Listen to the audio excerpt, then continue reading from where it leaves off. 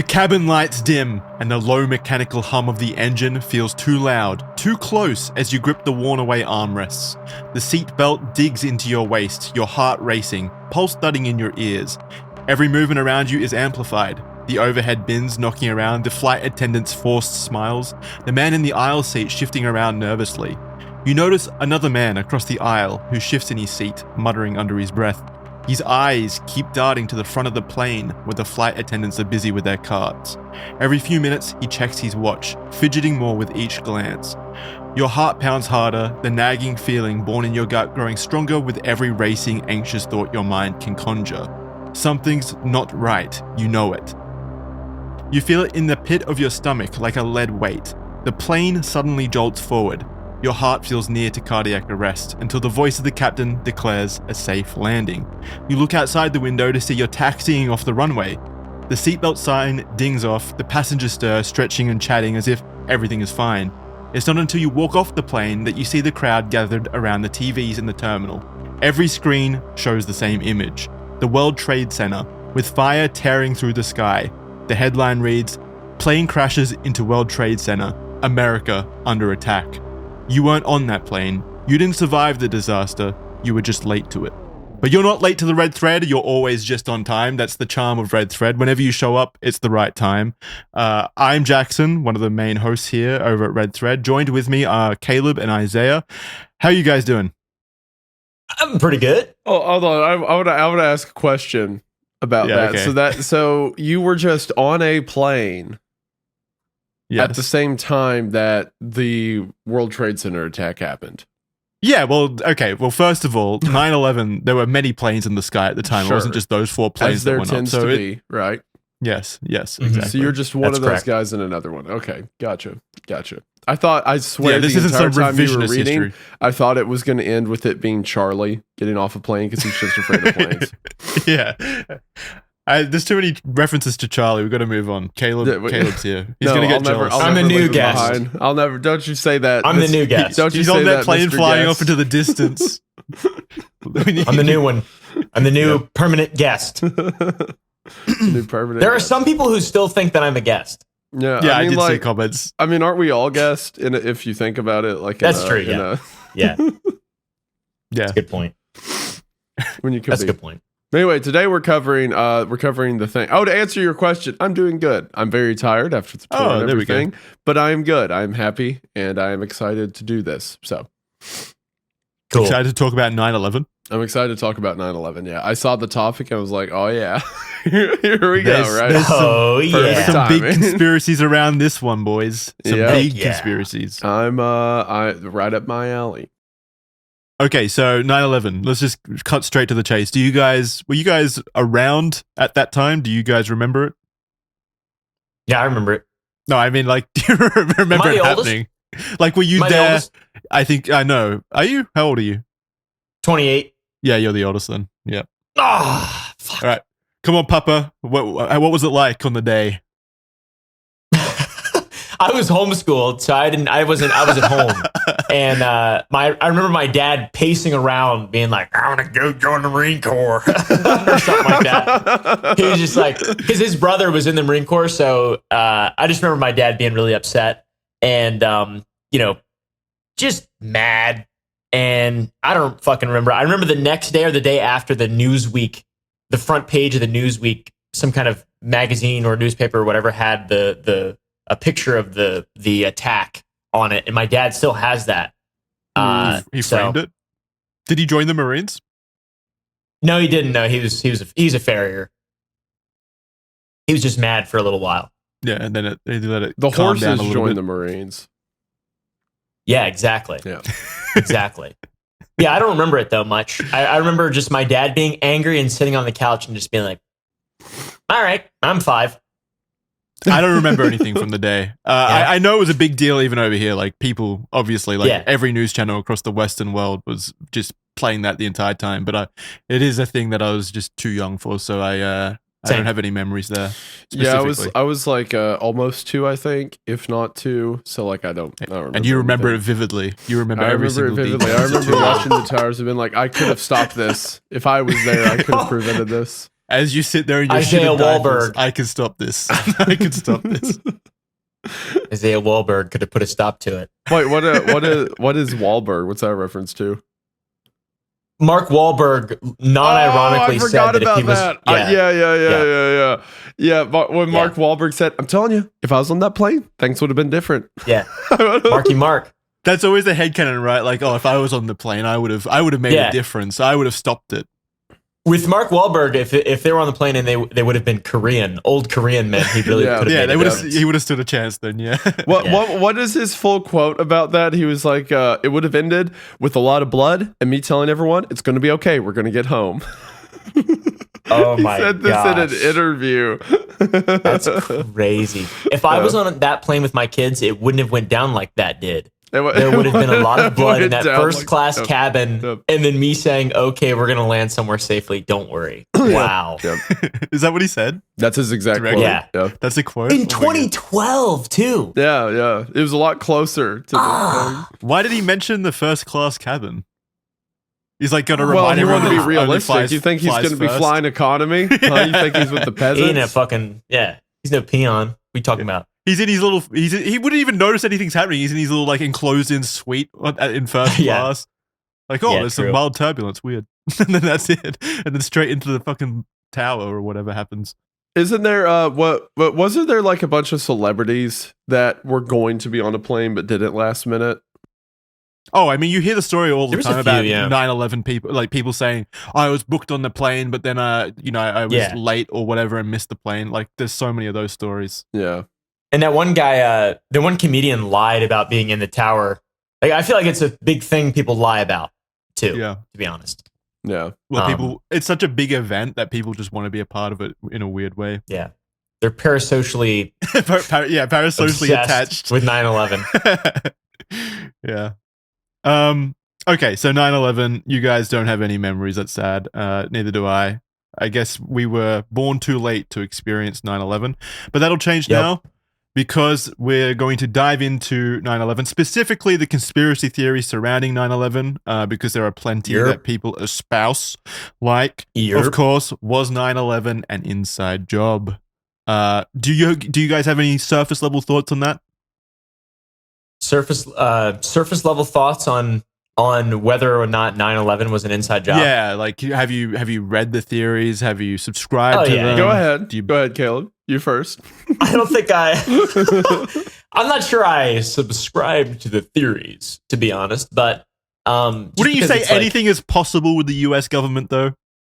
I would say anything is possible, and the trail of the trail connecting the president to his father, the director of the CIA, which we know is weird, and that the involvement of Saudi Arabia in like a certain commission involving Pearl Harbor, a claim of Pearl Harbor to go back to the Middle East. Kitty history, and it's just like ours. Yes, exactly. Yes, it seems like there is a lot of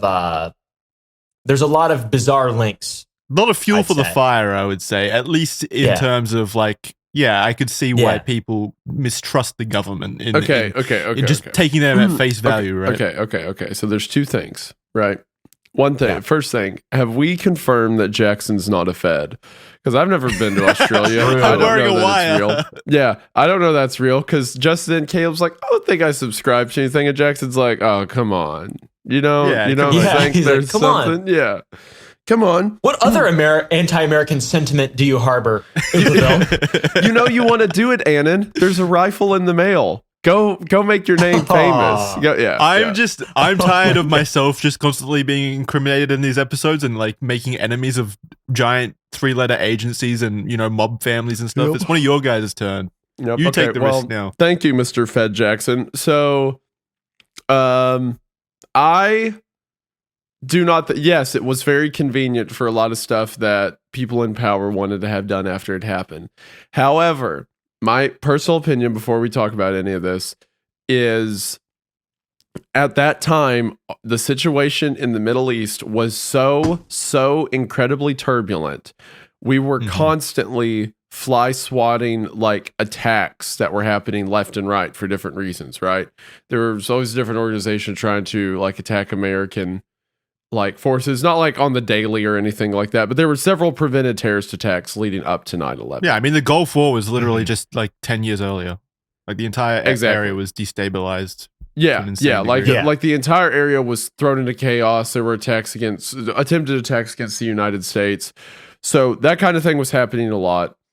And then one of them just slipped through. It is entirely believable that, like, because an agency just did something wrong. My rule of thumb is never mistake for maliciousness what can be explained for with negligence, right? Yeah, 100%. Yeah, one probably just slipped through the cracks, and it managed to happen. The most I am willing to believe, as far as like conspiracy goes, is that maybe CIA, high up, whatever, had intelligence that an attack was happening and didn't pass it up the ladder.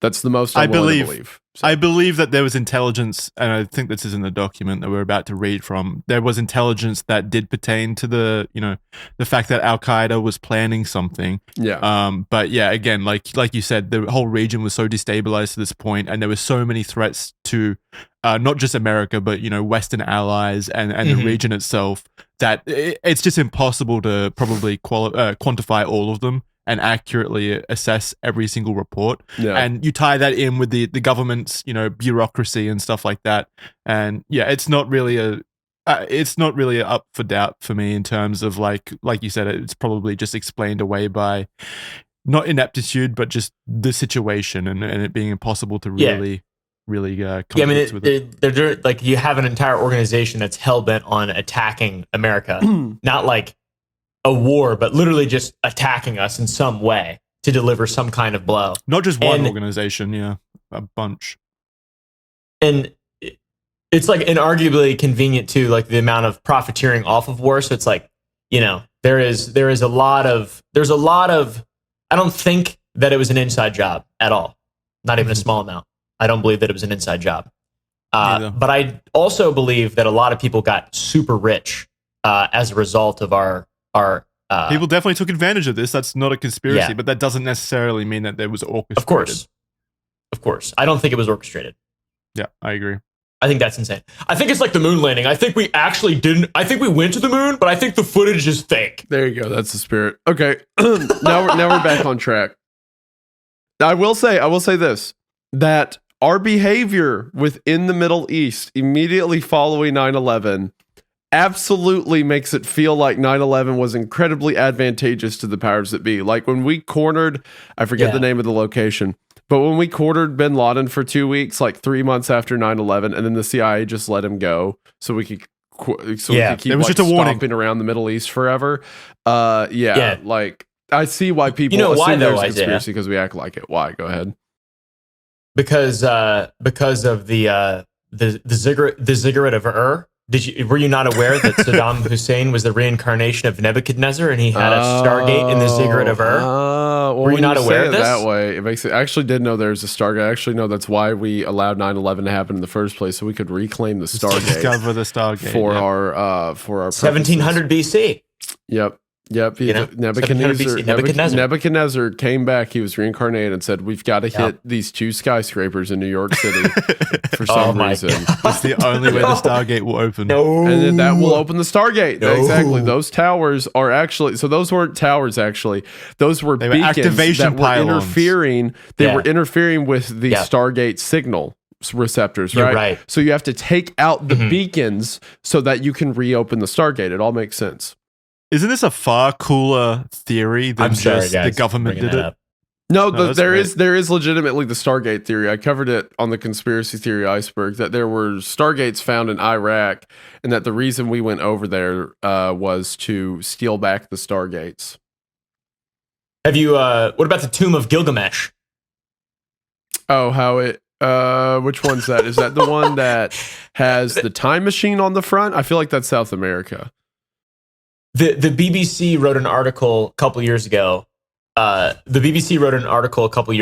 how we found what could potentially be the Tomb of Gilgamesh, and Saddam Hussein had it. It's just like it's tied in with the whole Stargate. Interesting. Gilgamesh ancient had it. Power. Wasn't Gilgamesh a fictional character? Gilgamesh. Well, Well, he was from a believed poem. Yeah. Yeah, it's the most ancient of all stories. Yeah, the Epic of Gilgamesh. Yeah. They believe that he was not real because it's a story. But like at the same time, Troy also wasn't real until they found evidence of it. So because of Odyssey. We're just going to find evidence of Gilgamesh, and then the stargates will appear. Yeah. Am I getting it right? Yeah, I think so. All right. Those sweet. pesky old towers won't get in the way anymore. All right, real quick, a quick word from the sponsors of this episode, HelloFresh, who's supporting Gilgamesh and his adventures through the Thank you, Stargate. HelloFresh. Big fans. Thank you, HelloFresh. Coming up with meals to cook each night can be difficult and stressful. Then there's actually cooking them, which is also stressful in of itself. That's why I have no problem recommending HelloFresh. Home-cooked meals are so much better than takeaway, we all know that, and HelloFresh makes it a cinch to pull off. Not only are they a cinch, they're tasty and fresh. HelloFresh has an extensive menu of pre-portioned recipes that they deliver right to your door. The HelloFresh menu is extensive as well, with options for everyone. From fit and wholesome meals to quick and easy to vegetarian and family friendly, you truly do have so many options with HelloFresh, you won't go wanting. And let's not forget about the cooking. Their recipe cards make it so quick and easy to make the meals that even I can do it. And I'm a stupid moron. I've used HelloFresh for years now as a way of making sure I'm not ordering takeout too much, and it's been a great way of saving money while sorting out the dinner problem quick and easy. And it's not just dinner. For free breakfast for life, go to hellofresh.com/freeredthread. That's FREEREDTHREAD. There'll be a link in the description. That's one free breakfast item per box while subscription is active. That's free breakfast for life just by going to hellofresh.com/freeredthread. Find out why HelloFresh is America's #1 meal kit. And now, back to Red Thread. All right, back in. Let's just go for it, right? Let's start talking about 9/11. The world changed forever on the morning of September 11th, 2001. The day began relatively normally. Millions of people were getting ready and heading to work across America. New York City was buzzing, as it always had before. Unknown to most people, however, 4 planned attacks were conducted. I'm sorry, it's not funny, but like the phrasing "unknown to most people" is like that struck me as like when a comic book's like meanwhile. Yes. There's a lot of things. The like Legion that. of Doom was planning to strike at the Twin Meanwhile, Towers. at the Legion of Doom headquarters, Yeah. It's just Al-Qaeda at a giant round table. Yeah. And there's like, dark shadows behind them and stuff. They're in a giant airplane made out of a rock. Like unknown to most people, however, 4 planned attacks were conducted by the terrorist organization known as Al-Qaeda, resulting in the horrific destruction of multiple skyscrapers and the loss of 2,996 lives, with thousands more injured. The story of 9/11 sent shockwaves through the entire world, with many people questioning how this could have happened to the most powerful nation in the world has ever known. How exactly could the military and intelligence agencies have missed this threat? It was, after all, the first major foreign attack on U.S. soil since the Japanese bombing of Pearl Harbor back in World War II.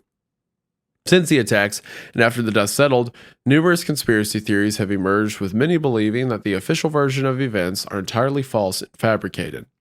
In fact, in a recent survey, half of all Americans reported that they felt the government was hiding something about that day. I get like believing that the government is hiding something about that day. That's probably true. There's probably like something out there that they're like hesitant to, put in the reports or whatever. Yeah. Yeah, so I guess that makes sense. Yeah, continue. So let's jump back 23 years at this point to the moment that arguably changed the world forever to figure out exactly what happened and what the main conspiracies are and if there's any level of validity to them. Was 9/11 an inside job? Yeah, Can we even say that on YouTube? Are we allowed to say this? I just did. Say what? So we'll find out. 9/11 an inside job? I mean, we're asking a question. We're not saying it was an inside Yeah, job. it was. Is that not legal? To be clear. Right. Yeah. Oh no, you have building 7 on the diagram. Oh no. Here we go. Not building 7. Am I supposed to read this part? It begins. All right. Yeah, go ahead, Chief.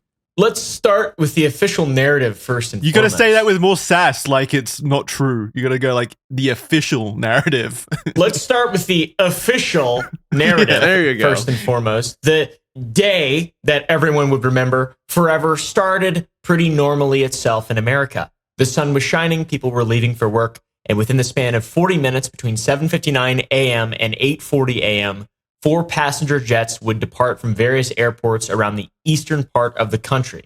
A Boeing 767 American Airlines Flight 11 departed about 15 minutes late from Logan International Airport at 7:59 a.m. in Boston. On this flight were 92 passengers, including 11 crew members. Unbeknownst to everyone, 5 hijackers. Oh my god! Why? That's not even funny, dude. Caleb, 5 hijackers, and you just start laughing. Is it the comic book I idea think in your it's head the again? unbeknownst to everyone. Unbeknownst. Yeah. Who is writing this? Who's writing this? What do you mean it was unbeknownst? Unbeknownst to everyone, 5 hijackers had also boarded the plane itself, appearing as regular passengers. They were in disguise. Not long after this flight departed, so too did another. At 8:14 a.m., another Boeing 767 departed from the same airport. This was United Airlines flight number 175 and also left from Logan International Airport. This was a smaller flight with 65 people on board, including 9 crew members and also 5 more hijackers. Why do they need so many hijackers for each? There were like 19 hijackers in total across 4 flights. That seems like a lot of hijackers. Well, They were really desperate. at the time, the whole idea is you just overpower everyone who could get in the way. So Yeah, but security and like there was no TSA back then. This is what created like TSA and stuff. Yeah. So the fact that like I'm sure they could have just been like 2 people that smuggled in like weapons or something, and they could have pretty easily overwhelmed the flights. Surely it seems like a lot of wasted personnel, but I don't know. They're hijackers. They're crazy. Whatever. This is like the most important thing they ever did in their lives. They love this. Yeah, they were True, they were zealots for their belief was that they'd be glorified because of this. Yeah, So I mean, I it's guess like, if it was it's a up to them, they privilege could to have be like on the entire plane. plane full of hijackers, like all seats occupied by hijackers. If that's what 95 if they could have had their hijackers own on way. one plane. Yeah. Like, and one unlucky passenger. Yeah. As soon as the Interesting. plane takes off, they're all just like, all right, well, I guess we go in the cockpit now. Like, Yeah, one guy go up to the cockpit. We'll all sit back here and we'll just enjoy wait. the service. Yeah. The hijackers' plan was to forcibly commandeer the aircraft and use it as a makeshift missile, with the collision targets being the World Trade Center buildings in New York City. The American Airlines Flight 11 was planned to target the North Tower of the World Trade Center, while the United Flight 175 was planned to hit the South Tower. Did Delta exist at this point? Because they dodged this shit. Yeah, The airline they dodged Delta? it. Yeah. I think don't- it did. Probably. So Delta's what? pretty old. It was United and American. Yeah. That tracks with American. I hate them deeply. Yeah, I hate American too. I've only had bad experiences on them. Me too. I mean, not 9/11 bad experiences, but bad experiences still. Yeah. And also, another thing to note, this goes along with the theme of Red Thread. Caleb, you won't get this, but all 4 planes were Boeings, so Yep. more reason not to What fly does that Boeing. tell you? Huh? Looking for I mean, some I get it. I mean, commonalities yeah. between everything. Kind of suspicious, if I Yeah. do say so myself. Yeah, I get it. I don't like Boeing. Boeing's scary as shit. They got that fucking spaceship up there with a heartbeat in it now. That's not good. What? It wants to love. It's learned how to feel emotions. The very first sentient robot is a spaceship. That's fucking cool. The Boeing Starliner, Isaiah, has like some weird, like the beginning of the Alien movie, how there's like the Yeah. like repeated frequency thing. It's just the astronauts on the space liner are hearing mysterious noises from their instruments that are unexplained at this point. And like from an engineering perspective, like a repeated frequency or a repeated interference that's like common, and then it has like an arrhythmia. Like that's an actual heartbeat. not good. Yeah, that's not good. That's not normal. So anyways, the World Trade Center was a massive complex comprised of 7 buildings, including the iconic Twin Towers in Lower Manhattan. It was an iconic part of the New York skyline seen in many movies and was a hub for trade, finance, business, and more. Approximately 50,000 people worked at the World Trade Center complex itself, and about 140,000 visitors passing through daily. That is impressive. That's a lot of people. It's a tourist place, right? As well. Well, it was. Like Yeah. it was the tallest buildings in New York, right? Yeah. Yeah. So people would go up and look around the city. At 8:14 a.m., the hijackers aboard American Airlines Flight 11 made their first move by conducting the hijacking as it was flying over central Massachusetts. Once the hijacking was completed, the plane turned and started to head back towards New York. Only 6 minutes later, another United Airlines flight number 77, a Boeing 757, departed from Washington Dulles International Airport with 5 more hijackers on board. Their intended target was the Pentagon in Washington, D.C. The flight included 47 passengers, 6 crew members, and the fourth and final plane, a United Airlines Flight 93, another Boeing 757, left from Newark International Airport with 4 hijackers on board at 8:42 a.m. after having been delayed by 42 minutes from the scheduled departure time of 8 a.m. It happened. Imagine how annoyed you must be on that plane being delayed for like 45 minutes and finally getting into the sky, and you're a part of 9/11. You must feel like the unluckiest. You're right, motherfucker Jackson. in the world. Annoyed is the word I would use. Well, that is how I would feel if I was suddenly going to die in a terrorist attack. Annoyed. That's horrible, dude. At that point, more than annoyed, but the 45-minute delay, I'd be very at annoyed that point, at that point. Slightly more annoyed. Yeah, and then you get up there and then people start hijacking the plane. I'd be like, fuck, this sucks. Never flying United again. Are we allowed to make this video? I feel like this is not. Jackson is apparently. I haven't said anything like that. Jackson's the one making that joke, and he's not even American. So direct your hate. To Okay, that. if that's too much, Holy we can cut. shit. We can cut that. No, you can leave whatever you want in. No, I think I'm that's just, funny. I just don't know. want to make sure I had the part. Don't you talk about 9/11, son? You want to talk about why you go to Iraq? Why would you get a rifle, go over there and fight for something? Yeah, there you go. All right, we're good. I understand. On board Flight 93, there were 7 crew members and 29 passengers. It is unknown what the intended target for Flight 93 was. The most likely consensus was that it was going to target the U.S. Capitol building or the White House, as the plane would eventually crash into a field in Pennsylvania after the passengers heroically attempted to retake control of the plane. Have you guys seen that movie? Mark Wahlberg. I think it was Flight 93. I think it was a movie called Flight 93 about the retelling of that story. Yeah, I've seen it. Is it good? It's good. I don't remember if it's good or not, but it is a very heroic story. I mean, I watched it when I was a kid, and I was like, "Wow, that was cool." Mm-hmm. So it's good in my mind, at least. But yeah, it's just about the Flight 93 people. A lot of those voicemails they left are very heartbreaking. I love the idea of just a group of people being like, "Well, if we're gonna go down, we'll go down fighting." So it's very cool. The next few hours are filled with horrific chaos as all 4 planes are hijacked. The FAA, the Federal Aviation Administration only received confirmation of the hijackings at 8:52 a.m. when flight attendants aboard United Airlines Flight 175 managed to communicate with the ground to report the hijacking. However, the agency and flight controllers were first made aware of Flight 11's irregular actions at 8:14 as Flight 11 failed to respond to air traffic control instructions. After receiving no response to the multiple attempts at communication, the plane's transponder was turned off at 8:20 a.m., making it even more difficult to track the altitude and direction of the flight. Further evidence of the hijacking came at 8:24 a.m. when the hijackers aboard Flight 11 accidentally broadcast a message intended for passengers over the air traffic control frequency. One of the hijackers said, "We have some planes. Just stay quiet and you'll be okay."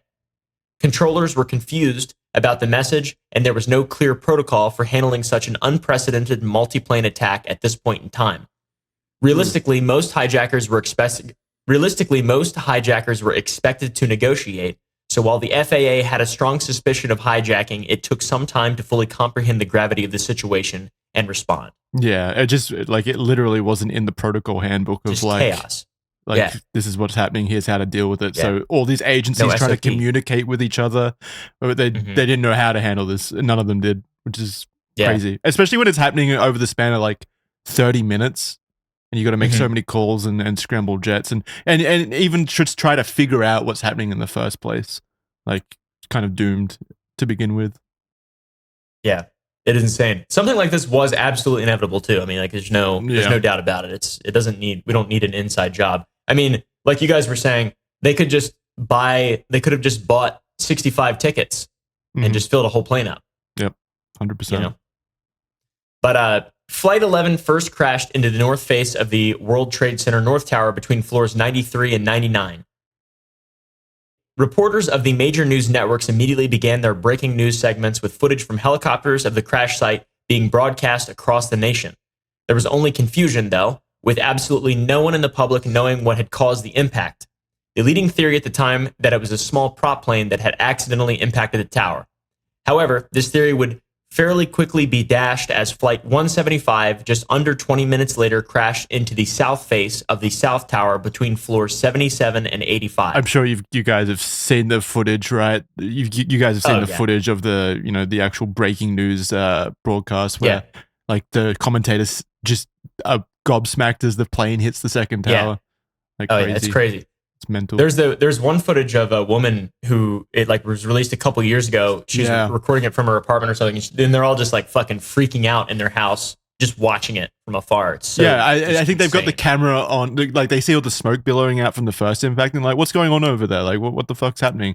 And then they see the second plane, crazy. Just like Well, think about it. People weren't looking. At least most people weren't at the time. So everyone is like, they have no idea what's happening. Like, did a missile hit the building? Was it a small plane that ran itself into it? Like, is this happening all over the city? Like, no one knows. Yeah, it was just the first part was just a confusing. Like, they might not have even known that something crashed in. Maybe it's just like a building fire or something. Yeah, maybe the building's on fire or something. Yeah. Everyone in the city is like at that point definitely looking at it because it's the World Trade Center on fire. Of course, you're looking at it, and then as you're looking at it, another plane just plummets into the second one. At that point, you're like, okay, unbelievable.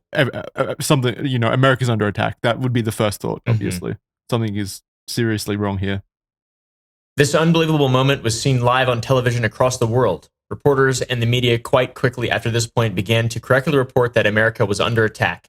Sitting President George W. Bush is informed by his chief of staff of this very fact while reading to school children at an elementary school in Florida. I thought he was learning. I thought he was attending. He was a student.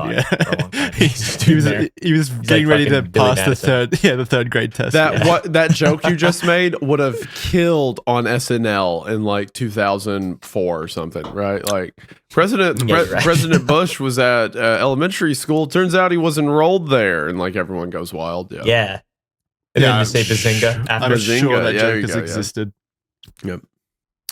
How was support? So immediately after 9/11, I know support for Bush dwindled when the war started, but was there a time of unity between the war starting and the towers collapsing? Yeah, I think he set a record for approval in like recent eras, post 9/11.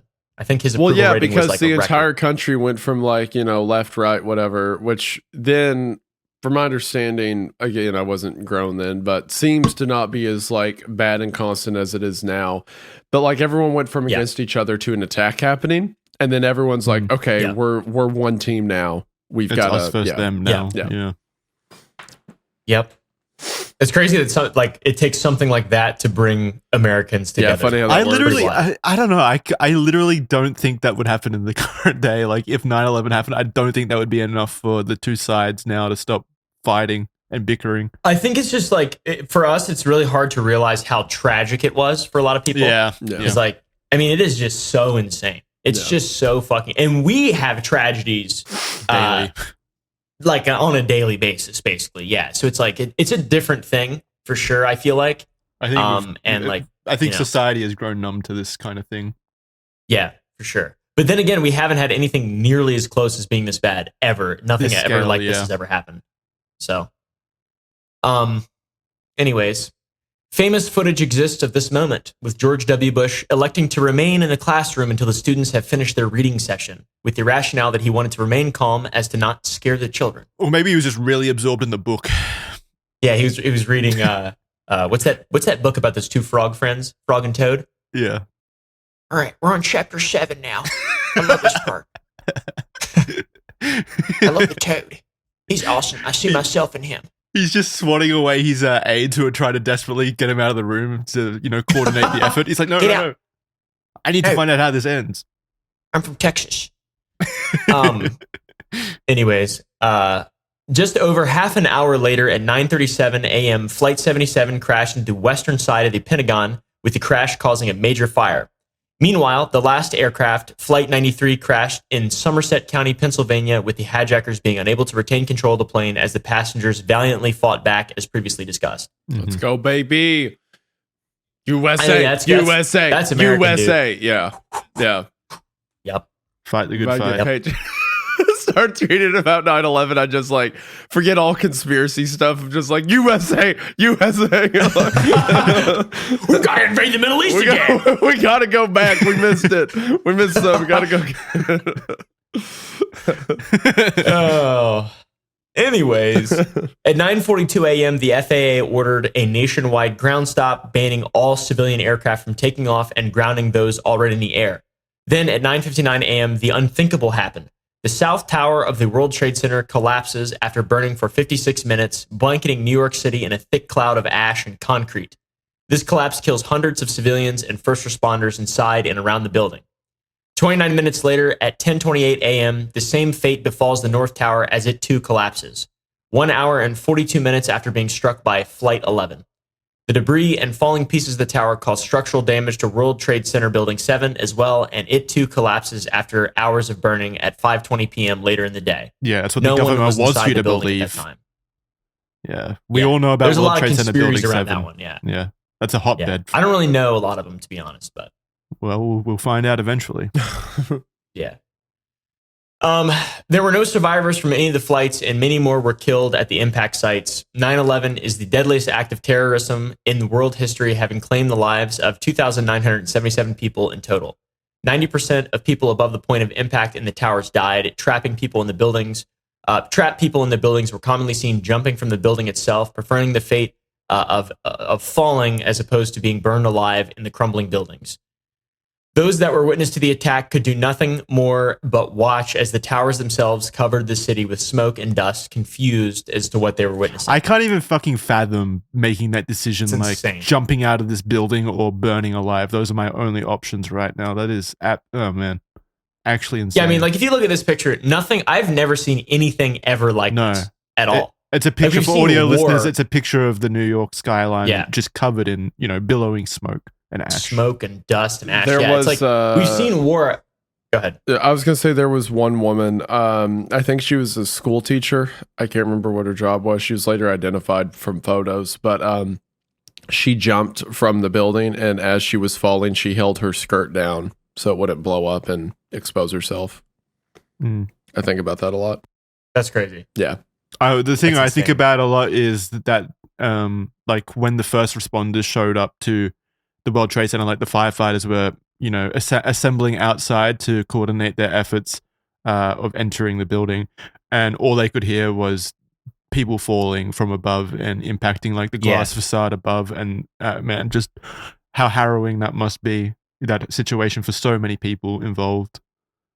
Yeah. It's just really it's stuck like, with me, those stories. we've seen bombs and shit blowing up cities and like all this destruction and like in war zones, and we've seen all this stuff, but there's not an image of anything like this that exists other than this. There's not an image of so much insane modern destruction in like a really unique way. So it's like, it makes sense why people get so, why people are very protective over it, and why people are so conspiratorial over it, because it is just a massive point of trauma. Yeah, for so many there's people. nothing else like this image here of like the smoke going across the skyscrapers and stuff. There's nothing else that exists like that outside of film, right? Like images of entire urban landscapes in a war zone. Like, yeah, exactly. Right, at least I should say urban of that length, like skyscrapers and stuff like that. Yeah. Yeah, I mean, there's probably going to be people that, talk about current conflicts and things like that, especially with how many documentation we have now. But in terms of, mega cities and stuff like that, I think is what we're And this was talking certainly about like here. I would certainly say a lot of imagery you see arising now is indicative of this kind of thing. Like indicative, I think I made that word up. Indicative of this kind of thing.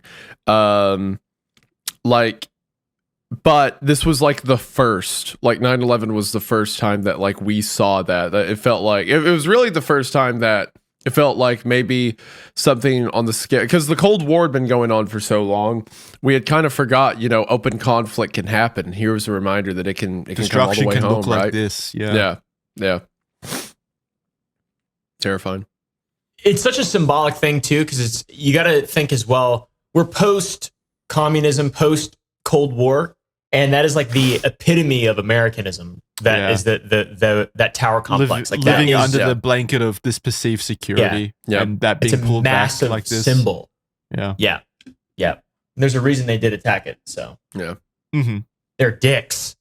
Yeah, that's another thing about it. Like stuff like the people jumping like from the buildings and stuff. If we were to, for example, hear about, I don't know, a plane crash that happened, because the plane went down, or we were to hear stories about like some natural disaster, like a hurricane where people were killed, we're all like, oh, that's so tragic, that's sad. But there is such a more level of like evil drawn to it because it was a man-made disaster, right? Like those people only had to jump from the buildings because of the decisions of others. Like it makes it so much more evil is like such a light word for it. It makes it so much more heartless, I don't know. It is thankfully the only time we've seen anything to that scale happen like in the United States, but there's other places in the world that have had other evils happen, from the actions of people and stuff. And it was a huge reminder, I think, to the country that we're not untouchable, not invincible. Yeah, that we're, because it's, I don't know, it's fucked up. But I mean, I think you guys, I think you guys being American obviously brings with it a level of relatability, right? So because you're seeing this happen in your own country, it feels far more impactful than if you were to see something similar in some other place. I think that's a natural part of it as well. Yeah, there's a natural part of me that thinks of it more than other tragedies around the world just because it was in the country I lived in. That doesn't negate, I guess, maybe body count, but other than that, it doesn't negate, it as higher than other tragedies or anything. It's just the one that sticks with me because, my country. The destruction was felt all over the globe as videos and photos circulated of the attack. Anyone alive at the time has the moment seared into their memory. It is not a stretch to call it one of the most instrumental days in the modern era, with it changing how the world worked fundamentally from that point on. It also triggered a multi-decade war in the Middle East, changed how we travel internationally forever, and led to governments across the globe dipping their toes into authoritarian-style information and surveillance programs designed around stripping the rights of civilians for the so-called domestic safety that they felt had been infringed upon. Beyond that, it was also just an incredibly scary day for normal people across the globe. If America could be attacked like this, if the American government and the American military could be caught undefended and unprepared, everyone else was vulnerable as well. And if we know anything about fear, it is that it breeds paranoia, and with that, paranoia itself breeds conspiracies. And there we go. Now we have Isaiah. Done. Yes. And Caleb's like, hey, I'm done. I don't have to do it anymore. I'm done. It's you. You did the serious part. Now we can get to the fucking ridiculousness of conspiracies in general. Yes, I'm excited. I'm so excited. All right. So here we go. The 9/11 conspiracies. You simply can't have an enormous world-changing event without it bringing with it a magnitude of unanswered questions. So it's no big surprise that 9/11 brought with it an enormous list of conspiracy theories widely believed by a large number of people. Let's dive into them and see if there's anything credible to be found. Let's start with the main one, and the one we'll spend most time talking about, the inside job theory. And I'm now going to look at my camera, and I'm going to do this so the FBI agent knows I think this is ridiculous, and now I'm going to go back and reading. All right. One of the biggest theories surrounding 9/11 is that it was an inside job. The idea was that the US government and its intelligence agencies either orchestrated or deliberately allowed the attacks to happen. There are a lot of different aspects of this conspiracy to go over here. I think so. Do you think people have much of an actual fundamental knowledge of this before they believe it, or do you think they just blanket believe that the government did it without looking into anything? Okay. So the way a lot of these conspiracies work is it depends on how you're delivered information, right? So if you don't know a lot about 9/11 and then someone starts telling you all of the weird details of it without telling you any of like the official narrative stuff, it's easy to be like, oh, yeah, that makes sense. That makes sense. It was an inside job. Sure. So in that sense, yes. But most people like the idea it's an inside job. It's spicy, it's sexy, it like changes history. It's like a cool, it makes things interesting, right? And I think you also kind of, people enjoy that feeling of being smarter than others as well. Like they know something that everyone else doesn't know. Yeah, they're in on, that's a club. Yeah. Yeah, we're in on the joke, so to speak. So there's a bunch of people who approach it from that angle and then just find stuff to like reinforce that. So I think it's both ways, but primarily, I think it's just people looking for something to support their pre-existing theory. Makes sense. All right. So, first theory, or the inside job theory. This theory suggests that the Twin Towers were brought down by pre-planted explosions instead of the planes themselves. The argument is that the government must have pre-planted explosives at the sites so as to bring the buildings down, as the planes would have been unable to collapse the buildings on their own. This is where the commonly heard jet fuel can't melt steel beams phrase stems from, as it's an argument that jet fuel cannot possibly burn hot enough to melt the steel beam structures of the World Trade Center buildings to the point of them collapsing. This is shockingly true. It's absolutely 100% undeniably true that jet fuel burns at a maximum temperature of around 980 to 1,500 degrees Fahrenheit, or 527 to 815 degrees Celsius for all of you poor souls who are not in an imperial country. While still melts, for all you Jacksons out there. Yeah, for all you Jacksons out there. While still melts, no, Jackson's in the U.S. He's just a government agent underneath like a base in Montana who's talking to us like, yeah, guys, go ahead, make the 9/11 video. You know you want to. Imagine if I just come out with a fantastic American accent right now. That would be hilarious. Wait, can Hello, you do guys? Hold on, it was me, Jackson. I can't do accents. Don't make me do it. I hate doing. Hold on, what is an American? Hello. I don't even know, because to me, American is like normal, the standard. What does an American accent sound like? Hello, I am Jackson. Yeah, by American like a accent, robot. I mean divine, blessed, the correct one. Yeah, Divine and blessed. All I can think of is like the stereotypical, like, cowboy westerner. Go ahead. Like, well, howdy. There you go. Howdy, I'm partner. Jackson. Yeah, that kind of That's shit. pretty Well, good. howdy, Keep going. partner. Just do a sentence. No, I can't. I literally can't. I hate doing accents.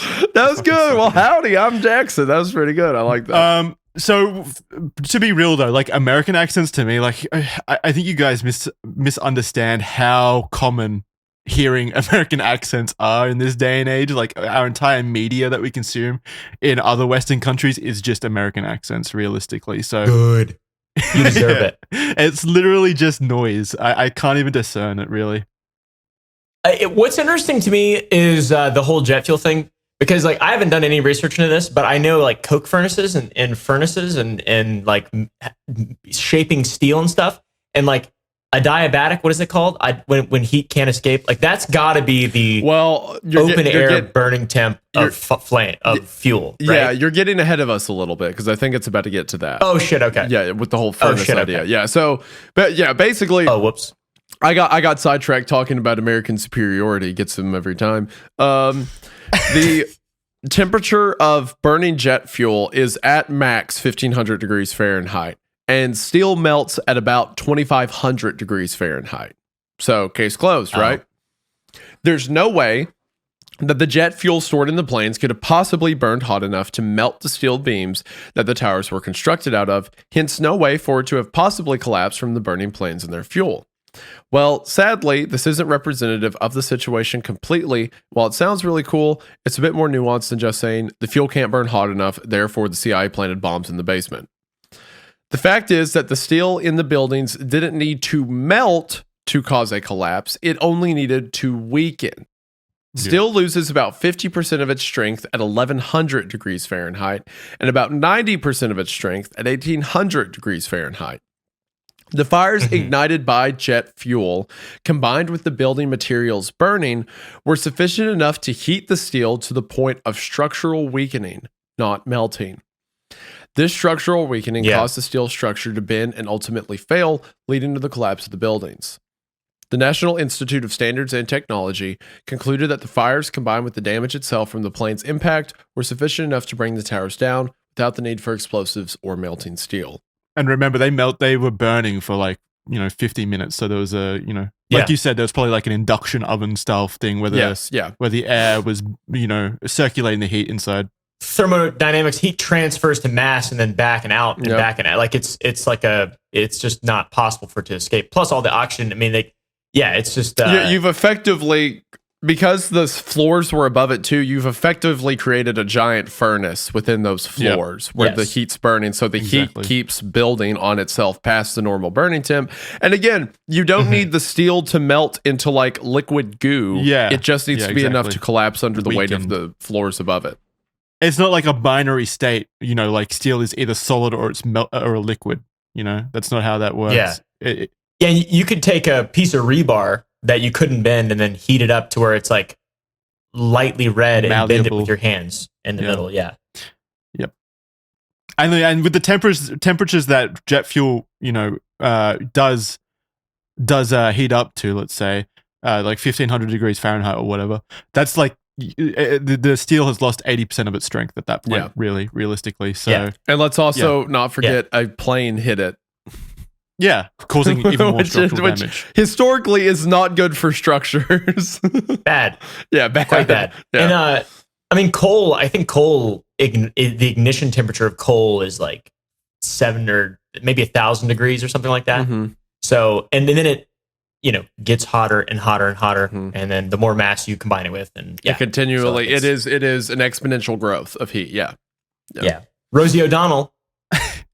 I know. I don't know physics and shit. But like, it's crazy to me that a plane can, because they travel pretty fast, planes. I don't know if you know this about planes, but they go pretty fast and they're large and they're full of, mass. Yeah. So that crashing into a tower and the tower staying completely still and not crumbling over immediately is fucking impressive to me. But yeah, of course that's gonna create enough damage for it to topple up on itself. Hold on. Why did you say Rosie O'Donnell randomly? I believe she is. I'm like 17% sure she had some kind of quote about jet fuel melting steel beams. I'm pretty sure. I think. I don't know. I could have slandered her just then. Sorry, Rosie. The actress, right? That's who I'm thinking of. Rosie O'Donnell. Yeah, she's an actress. Yeah. Well, I don't know what she is now. Oh, okay. Hold on. Rosie O'Donnell, co-host of ABC talk show The View, made comments on the show. There renewed controversy over the Building 7. I do believe that it's the first time, this is her quote, I do believe that's the first time in history that the fire has ever melted steel. I do believe that defies physics that the World Trade Center Tower 7, Building 7, which collapsed in on itself. It is impossible for a building to fall the way it fell without explosives being involved. World Trade Center 1 and 2 got hit by planes. 7 miraculously, the first time in history, steel was melted by fire. It is physically impossible. To say that we don't know that it imploded, that it was an implosion and a demolition is beyond ignorant. Look at the films. Get a physics expert from Yale, Harvard. Pick the school. It defies reason. Is anyone claiming that it melted? Oh, that's so weird. First time ever fire melted steel ever in the world ever. That's so weird, guys. Am I right? So, what a crazy thing to say. Definitely not. What a goofy woman. Yeah, well, how crazy is she? Anyway, that is wild to say that on The View, by the way. Just like a wine mom talk show. Daytime The TV. View used to be based. Rosie Base Donnell, am I right? She's known for spitting truth. That is so funny to say that on The View of all places, but yeah. Just imagine all the wino mums out there like nodding in agreement. Like, yeah, wait. Yeah, like I never thought of it that way. True. Yeah, wow. Rosie's right. Okay, so you may be saying, okay, well, maybe the fuel was hot enough to weaken the steel beams, but how about the weird way the towers fell? It was too symmetrical to be caused by the planes. That's another aspect of the controlled demolition theory that's popular. Many argue that the speed and uniformity of the collapse closely resembles that of controlled demolitions, claiming that aspects like squibs, which are bursts of air and debris seen in the lower floors, are indicative of explosions. This aspect was also further explained by the NIST investigation, as they explained that the building's unique design contributed to the straight-down collapse, as one of the upper floors began falling. The tremendous weight led to a progressive pancake effect, and remember, the upper floors would begin falling first because that's where the majority of the structural weakness was due to the burning jet fuel. The squibs seen in the videos were explained as air pressure escaping as floors collapsed on top of each other. Yeah, I mean, this all just makes logical sense to Yeah, me, well, I mean, like, okay, so same. anyone in the audience who doesn't get this, imagine you're holding 20 pounds in your hand, right? Now imagine the 20 pounds is dropped from a few feet into your hands, right? For an instance, that 20 pounds is causing way more force than 20 pounds normally does, right? So now scale that up to the top of a skyscraper, right? How much weight that is?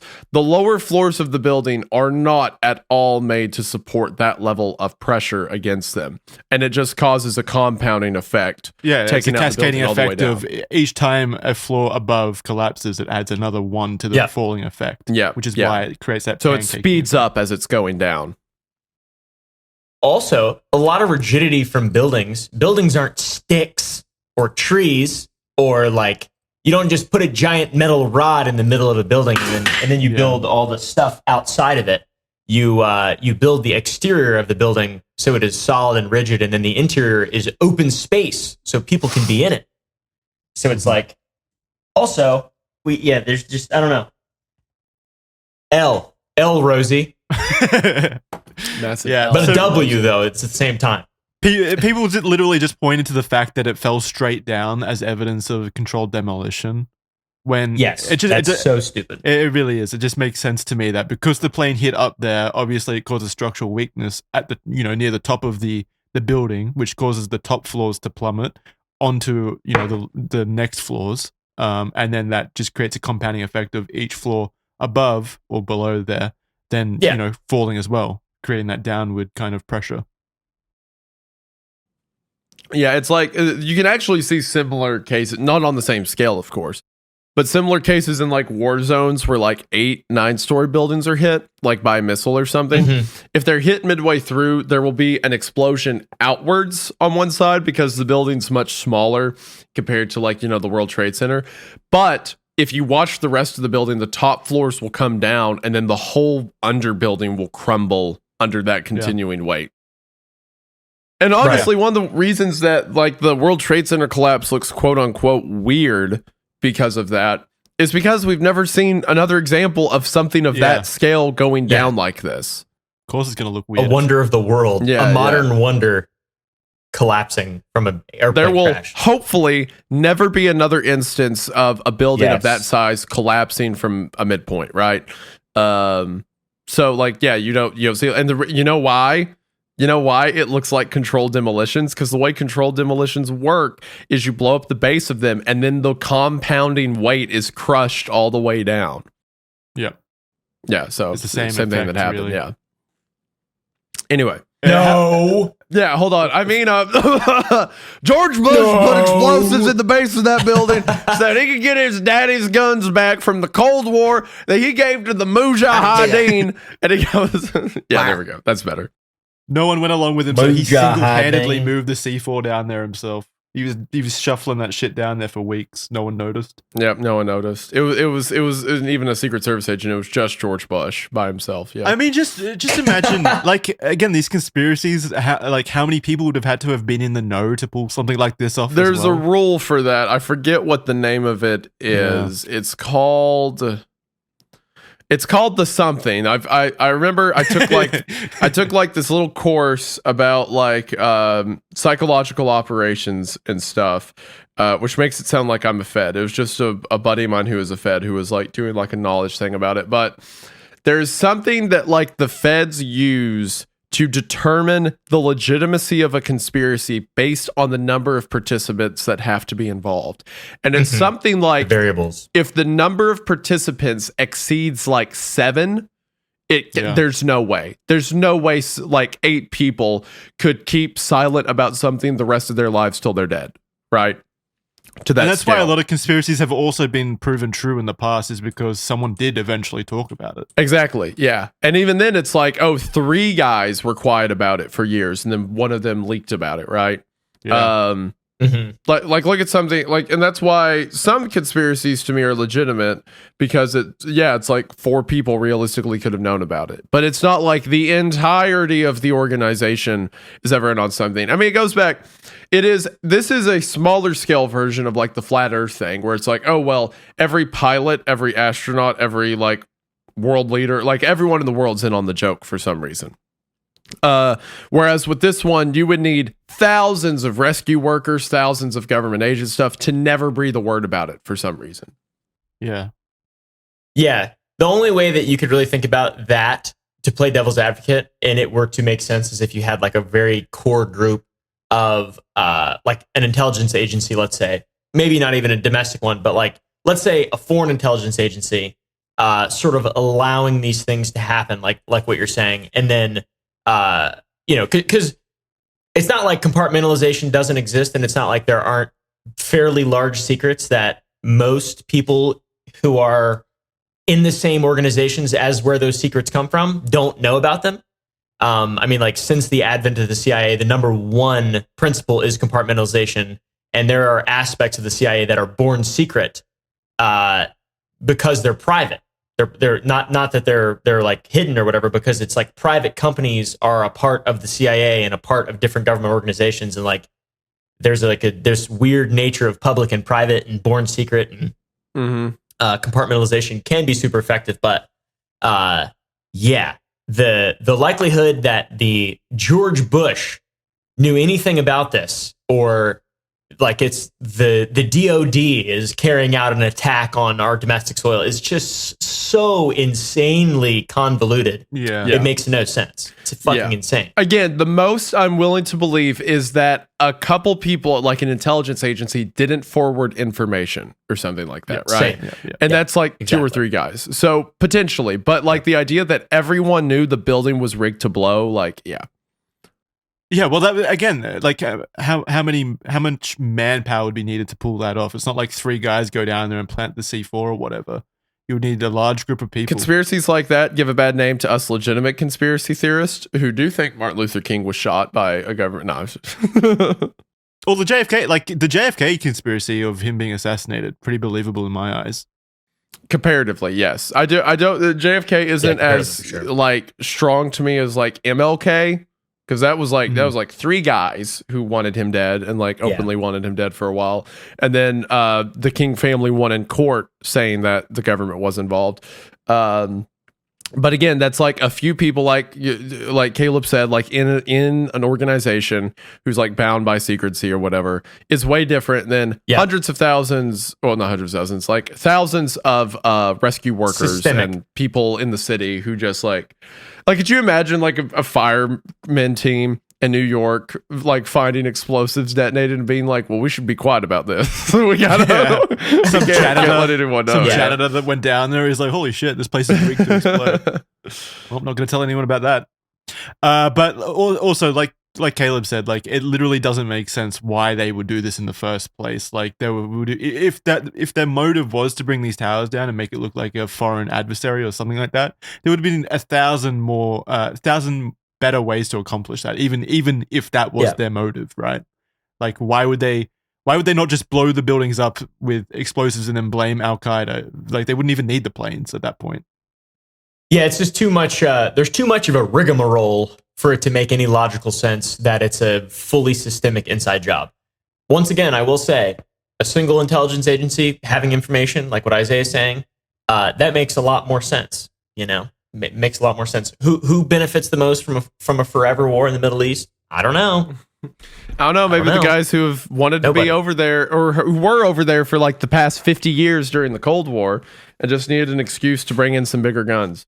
That is the most I'm willing to believe. And again, not even that they did the attack, just that they let key information about a potential attack go under the radar.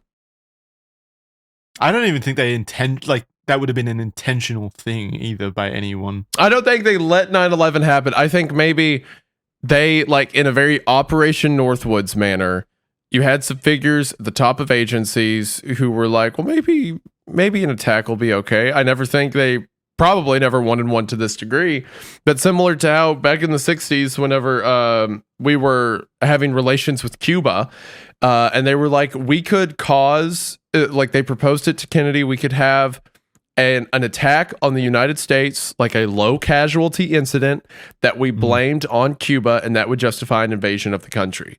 Something like that. Again, I don't think they caused it, but they maybe allowed some information to get through to kind of be like, see how it shakes out. Now, I don't think they wanted like a 9/11, but Isaiah, that's what they got. That's the most I'm willing to believe. are you telling me that basically the exact same thing that happened in 9/11 was already documented? What are you saying? This is all, Isaiah, this is YouTube. I'm just sharing some crazy kooky conspiracies I've heard before. I don't know. I'm taking this to my superiors, Isaiah. Where were we in the document? You maybe say, well. Moist, dude, everybody's gonna be so confused by this video. Yeah.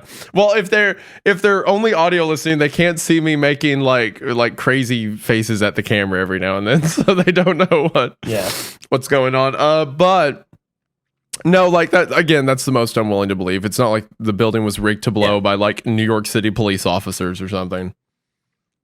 Send this to your local FBI agent. Mm-hmm. No, don't. I will say the report, the what I forget the name of the commission report, but the report, the 9/11 commission. I'm talking before 9/11. Was it called the Millennium Report? What was the name of it?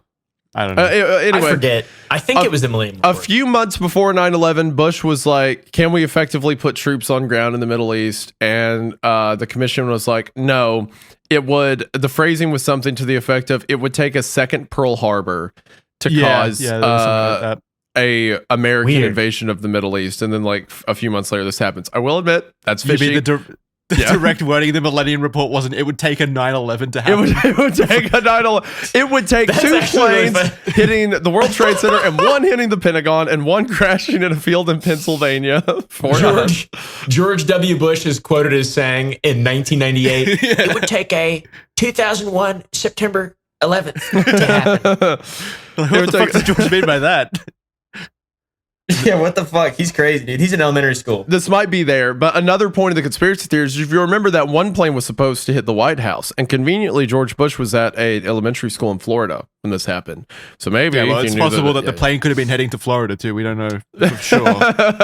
Yeah, from Washington, that elementary DC to Florida, school. yeah. I mean, to be fair, like how much time realistically does the president spend at the White House? Like, Not I think that they much. weren't. Yeah. No, I'm just saying that's something conspiracy theorists bring up. Yeah, they do point to that. Yeah. But realistically, they were probably a symbol. Yeah, they were taking it because it's the White House, not because the president might be there. Right. The British burnt it down, them some bitches. Back in the war 1812, Sure them some bitches. Sure Damn did. Right, we did. Fuckers. You know what we did? do it We again. shot him. We shot him up and got rid of him. We did. We pushed him back up into Canada. 1914, Fuckers. we took a little trip. All right. Took a little trip. Down the mighty Mississippi. Okay. Took a little bacon and we took. Okay. All right. We need to get back to Okay. Where were we? You made. Yeah. Okay. Now I hear you saying, all right, right here. I'm sorry, everyone who's trying to pay attention. Now I hear you saying, okay, you make a compelling argument, but what about World Trade Center 7? How could that possibly have collapsed if it wasn't hit by a jet carrying precious jet fuel? That's a solid point. However, let's keep in mind that it was located directly next to the two buildings that just fell almost right on top of it. It's undeniable that it was heavily damaged by the collapse of the nearby North Tower. This damage caused significant structural damage, particularly to the south face of the building, which in of itself compromised key structural components of the building the same way the North and South Towers' core structural integrity was damaged. The fires in World Trade Center 7 also burned uncontrolled for several hours after the collapse of the Twin Towers as well. The building sprinkler system had been compromised by the destruction of the nearby water mains, meaning the fires raged on without suppression. This, combined with the structural damage from the nearby tower collapses, were sufficient enough evidence for the NIST investigation to conclude that World Trade Center 7 was brought down by the same sort of damage that collapsed the other two towers. Plus, no explosive residue was ever detected or found at the sites of the collapses by anyone. Yeah, isn't there like a conspiracy theory revolving around World Trade Center 7 that it hosted a bunch of files? Yes, CIA so files. The day before 9/11, I don't know the legitimacy of this, but the conspiracy is that the CIA misplaced, I think it was $4 billion or something like that. Yeah, it's a small amount. That happens all the time. Yeah, I thought it was the Pentagon, not World Trade Center. Pentagon. You're right. It was the Pentagon. Yeah. Just that like part of the Pentagon had like stuff in it. It had the records in it and stuff. But there was something about World Trade Center 7 having records of money being moved around. Yeah, I wouldn't be surprised. That's a conspiracy, to be honest. Yeah.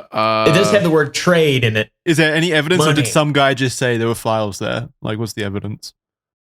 I think that there's money involved, probably. Follow the trail of money. It was something about, I mean, we may get to it in a second. If not, I could look at it. But it's something about World Trade Center 7 had records, maybe, of something in it, and the building had to be taken down.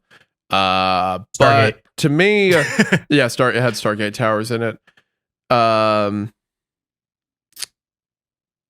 But to me, that sounds more so like, oh, well, the building got taken down. Why would it got taken down? Well, maybe if there was something in there. So people say there was something in there. Yeah. So like post-mortem assigning like backwards of, like, reasoning, yeah. significance to it. I don't post-mortem. I've just referred to it building as post-mortem. I think if I remember right, in reality, it was just like an office space that was rented by several different like groups, like local businesses in the city, just used it as like an office space. Yeah, I mean, if we're looking at this like realistically, why the fuck would they be holding significant documents at the World Trade Center in the middle of New York? It makes no sense. Yeah, they would be hosting that like some NORAD facility or something. In a black site. Yeah. Yeah, not a fucking public building in New York City, one of the most populous cities. They're in not America. putting it somewhere where McDonald's can have an office space the floor above it. Yeah. Yeah, it's not like this was just a CIA building. Like there were other companies like hosted there. So yeah, that's insane to me. You guys just don't get it. It was hiding in plain sight. I need to go take a piss, but you can continue while I'm pissing. I'll be right back. All right, Daddy. However, there is one thing I can't necessarily explain away with science. I've read reports that there were early warnings about World Trade Center 7's collapse, including from news outlets such as the BBC. These warnings prematurely reported the building's fall before it actually happened. A lot of believers pointed to this as evidence of foreknowledge, which suggests an orchestrated event. While this is true that these forewarnings do exist, I think it's likely that there were official warnings released by the government that World Trade Center 7 was in danger of collapse. The building was visibly buckling during the day, and emergency personnel had already evacuated the area around World Trade Center 7. Firefighters and first responders were anticipating the collapse for hours. So, to me, it's likely that it was just misreporting and an incredibly chaotic day where information was coming in from multiple sources, many of it unverified. While the journalists were anticipating the collapse, one may have sent an unverified and unsubstantiated claim that was then relayed and picked up by many organizations. I remember this all the time. Yeah, I remember this one. The BBC, it was a little bit before they were like World Trade Center 7 has collapsed, but the official wording was like World Trade Center 7 is about to collapse. So they were reporting like don't go near it because the building was visibly cracked and on fire. So I mean, it was in a bad place. Likely structural like experts there determining when it would collapse, like using science and facts. So like it's not like it just randomly happened and the people were shocked. It doesn't make sense to like that as a conspiracy just doesn't make any sense. I mean, it's just adding. They're just adding new like elements to the story to make it more. They're dumb. More believable. Them bellies are yellow. That's what people do with conspiracies, though. So, like, someone comes up with a conspiracy initially, and then more people get involved, and then they, like Isaiah said before, it's like confirmation bias, where like then they start seeing things, and they're like, "Well, this fits into the conspiracy this way. It must." Yeah. So like, people are really. I mean, there was also a ton of other misinformation that was reported that day. Like initially, it was reported that it was a prop plane that hit, and then it wasn't a prop plane. There was information that Rosie O'Donnell was on site. There wasn't a plane at all. There were some news reports that were like, perhaps there's a fire on the floor. Like, no one knows what's happening. They're trying to get information out to the public. So someone mishearing the building's about to collapse as the building has collapsed is reasonable. Yeah. 100%. Yeah. And then guess what happened? It collapsed. This So, happens in the modern day as well. Like news Yeah. organizations rush to put out, the story and they don't verify their facts correctly or something like I mean, that. look And at then like it's the misinterpreted. Ukraine-Russia conflict. Do you know how many times it was like, oh, this town's been taken. The town hasn't been taken. The town's full of Russians. There's no Russians, but there's also some. Okay, Yeah, now it's taken, but crazy. it's insane all over the place. And that's before you bring social media into it. And they're like, oh, there's a ghost of Kiev flying a plane around. Like someone just made that up to have fun. Like information's insane in times of I would like crisis. to see just how much of the internet and like the news that we consume is just outright misinformation. Like Yeah. what percentage? Yeah, a lot of it. So you gotta be It's actually careful with any of terrifying. it. But yeah, I mean, like that's understandable. And it might not have even been, malicious misreporting of the facts as well or anything like that. It genuinely could have just been an accident. Yeah, that's what I'm saying. It's just like, oh, are you talking about with this or with other stuff? This, I mean, what we're talking about in terms of 9/11. Yeah. Like it's just like you mishear stuff. Everything's chaotic. There's so much information coming in. No one knew who did it for a minute, right? So it's like, why? Who's doing that? We like pretty early on. There were announcements of like Middle East attacks, I think, but it's like, okay, who? Like, who flew it in and stuff like that. Like, The entire Middle East. it was a teamed up. coalition. The United the Arab Avengers. Emirates put together a committee to put yeah, exactly. It's like, what does that even mean, right? There's an additional argument that has been made that points to the culpability of the U.S. government and its various agencies. The claim is that the North American Aerospace Defense Command, or NORAD, Good old received NORAD. what? I say good old NORAD. They Good pop old up in a NORAD. lot of We love conspiracy favorites. theories. We love them. Big fans of NORAD over here at the Red Thread. Fuck yeah. The claim is that NORAD received an order to stand down the day of 9/11 and not to interfere with the planes. The belief was that NORAD had the ability to intercept the planes, but didn't. And on that particular day, there were military training exercises as believed may have been an intentional distraction. While this is true that they were holding war game exercises, particularly an exercise called Vigilant Guardian, which simulated hijackings, there's no evidence that this was anything other than a coincidence, and multiple investigations have confirmed that the war games didn't prevent or delay NORAD's ability to respond. It is kind of crazy that they were holding hijacking simulations the day of the largest hijacking event in the It is. I'll world. give you that. But I know people who are not NORAD, but they're like the guys who train with NORAD for like hijacking stuff. They do this thing like once a month. They'll have hijacking simulations. A Yeah. huge one they do a lot is they'll do like blackout simulations. So like if there's massive power grid drops across the United States, like once a month they will have these things where it's like, okay, power goes down. How do we contact this? How do we do this? How do we send out? And they'll game it. And they do that all the time. And people will hear that, be like, oh, they trained this month. That might mean that there's a massive EMP strike about to happen. No, they just do that Yeah, all the It's time. just preparing for the situation. That's just normal. Yeah. Or like the COVID, they did like a bunch of COVID tests right before COVID. Yeah, they did a And, like, bunch the of World like Health Organization. contagion Of course they did. breakdowns. Of Yeah, course, that's and they their do that job. all the time too. That's their job. Of course they That's- did. Yeah, there's a billion people. They do mass earthquake ones, stuff like that. They're constantly training for huge disasters across the United States. Which is what they That's should be. What do you want them to do? Nothing. Yeah, Sit good. around and just like ad lib Yeah. it when it happens. Also, like yeah. there is what happened? there is such a thing also as too much coincidence, right? In my eyes, like the fact that Sure. they held simulated hijackings on the day. If this was some kind of government conspiracy to keep NORAD like preoccupied so that they wouldn't be able to, stop the planes or whatever, why on earth would they make it so that they were preparing for a hijacking as part of their like mission or whatever they're practicing? Like, why would you choose a simulated hijacking if the idea was to, lie to the American public? Like, that's too much coincidence that it doesn't make sense. Like, if I was the American organization that was, trying to lie to the American public and say that NORAD, had a stand down order, like Mhm. given them a stand down order, why on earth would I then make the mission that they were, preoccupied with the thing that was happening in the real world right now? Yeah, like if you're Like that. trying to like make a conspiracy, why would you be like, we have to throw the public off? Here, train hijacking. They'll Yeah, never. doesn't There'll be make no sense. connection between that and what's happening today. Now that looks far too sus, you know? Yeah, Too sus. yeah. Doesn't make sense. So beyond that, it's true that NORAD had the capability to prevent this from happening by shooting down the passenger jets with military jets, which would have been insane.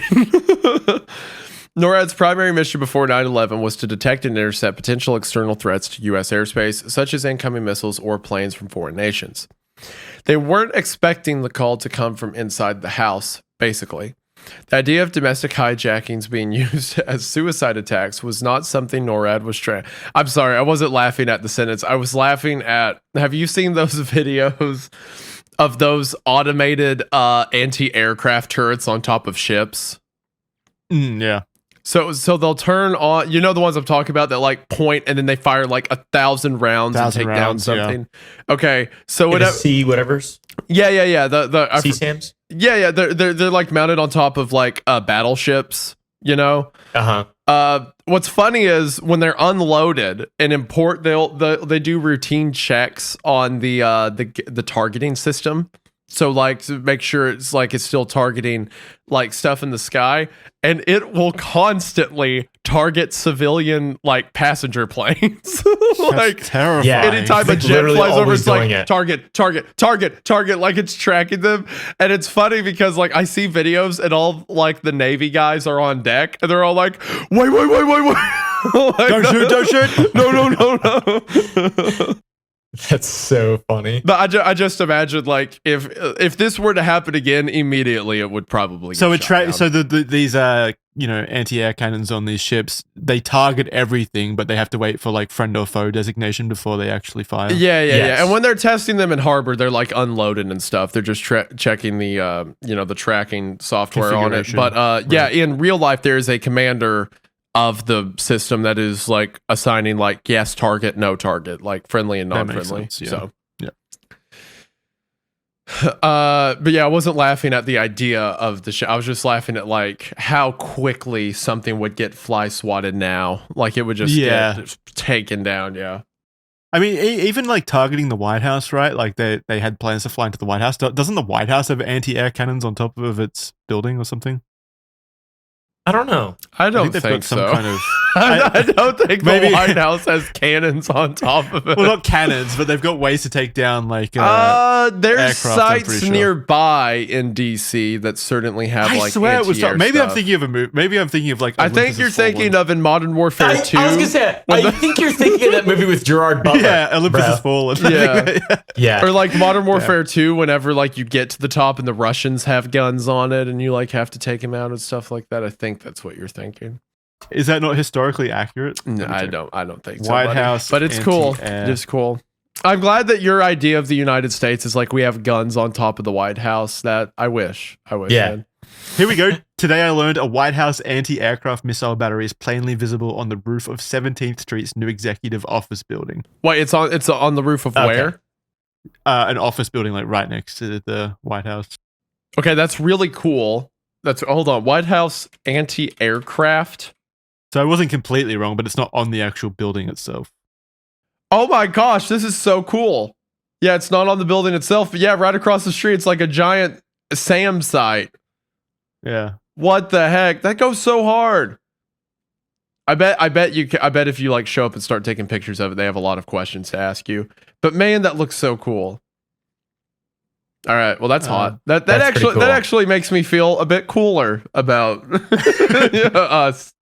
See, Olympus Has Fallen. USA. Olympus Has Fallen was right. Gerard Butler would never lie. Yeah. Jerry. So it's not on the White House, That's but what I yeah, call it's nearby. It's like on a building over. Yeah. Okay. That's so cool.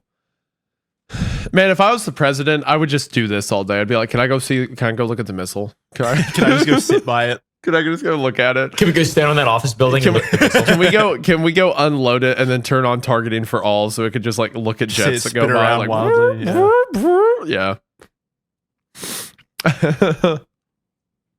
So anyway, wherever I was.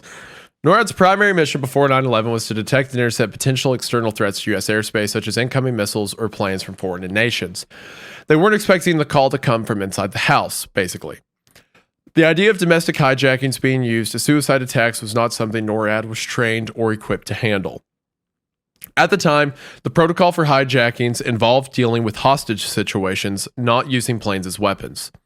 The US military had not been focused on monitoring commercial flights, which explains why the news took so long to be delivered to them from the FAA, as the protocol was simply not defined at the time.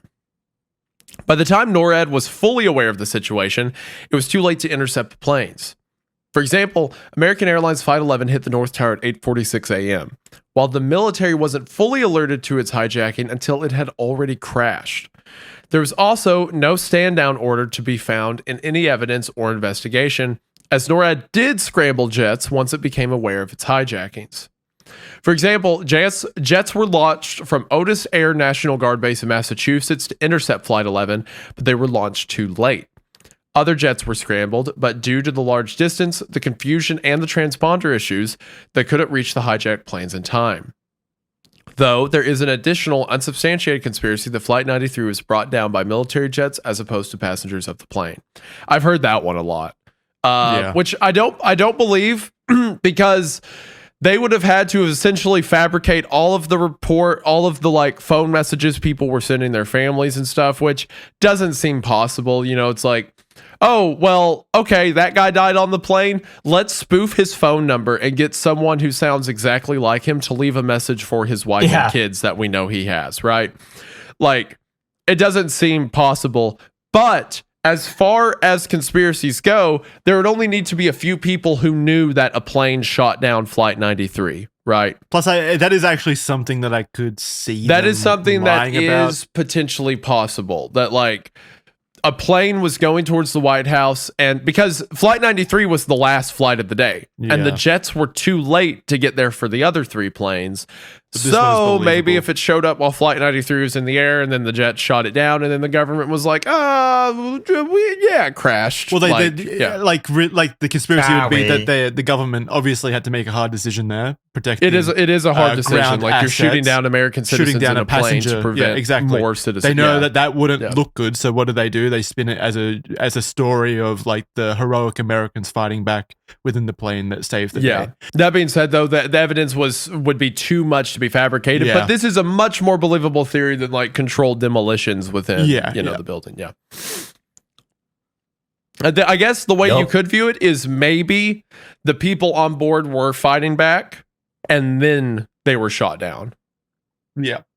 Because that would give the evidence here, but that's like both things true at once. So like, I think there would be evidence as well in the wreckage. There was, and ground crews investigated it, and they never came to that conclusion. So at the end of the day, the most believable aspect of the theory stems from the fact that the U.S. government has done shady stuff in the past, and their supposed and alleged motives are at least partially believable. The theories claim that the motives of the attacks were part of a larger agenda to expand military, political, and economic control both domestically and internationally.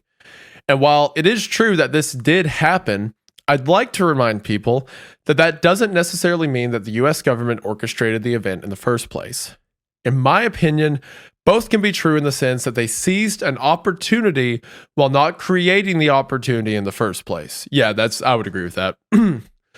To fully realize the theory, though, let's quickly go over the supporting evidence that at least contributes to the claim that the US government had the motive to orchestrate this. The quick move to invade Iraq, which has significant oil reserves and was a strategically strong position in the Middle East, despite Iraq not being directly linked to the 9/11 attacks, is seen as suspicious. The rapid passing of the Patriot Act, which many argue curtailed civil liberties, is used as evidence that the attacks were used to justify measures that would otherwise face political and public resistance. The creation of the Department of Homeland Security and the expansion of the National Security Agency's powers for mass surveillance contributed to this idea. Isaiah, I'm going to do it. I'm going to make a Star Wars reference. You need to stop me. This is just like when Emperor Palpatine Space opera enacted his act. Space opera. He orchestrated the Clone Wars to give himself ultimate powers in the Senate. So that the Senate would vote over power to him in their time of trouble. Yep. Exactly. Look at you. Crazy. It is just like Star Wars at the end of the day. Oh my God. I can't believe it.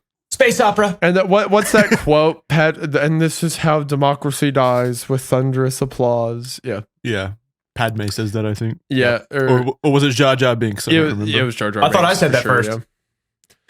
You said democracy died. Democracy died. Bro, okay. I'm not going to get on a Star Wars tangent during a 9/11 episode, but yes. Oh, come on. Okay, I'll just say that it is insane that no one was there to check George Lucas's dialogue in the prequels. Like that is the biggest thing holding it back, in my opinion. 100%. I remember an interview with Mark Hamill talking about the original Star Wars movie all the way back in the 70s.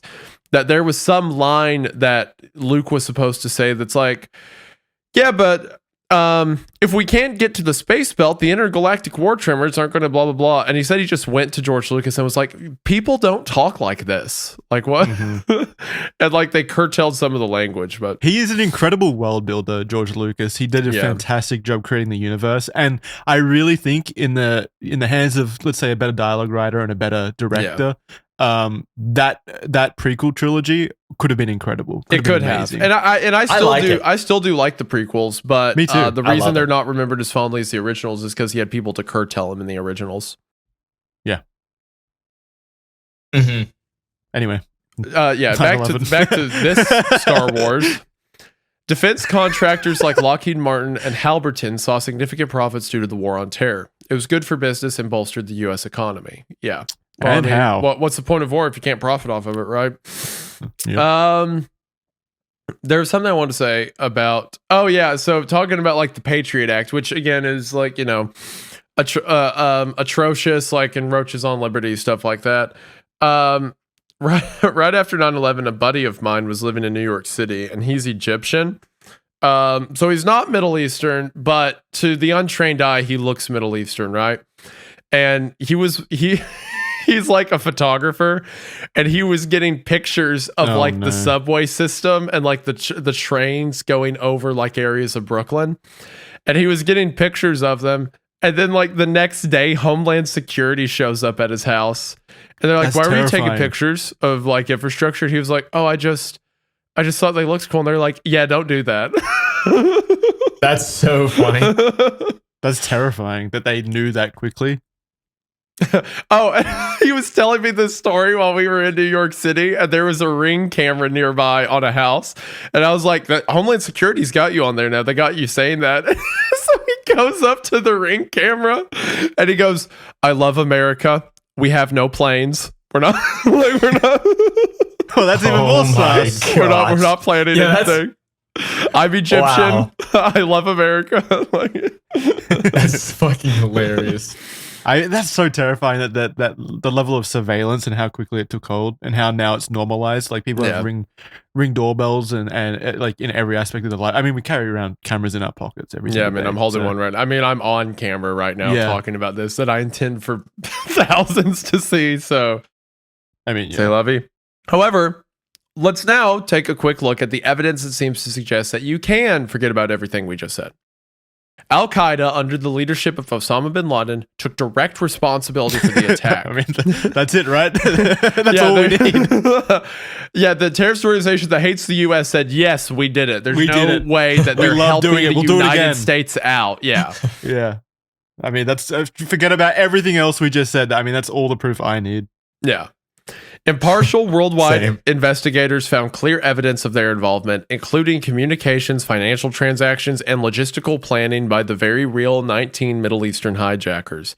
The 19 hijackers were linked to Al-Qaeda, and bin Laden himself admitted proudly to masterminding the attacks in various statements. Yep.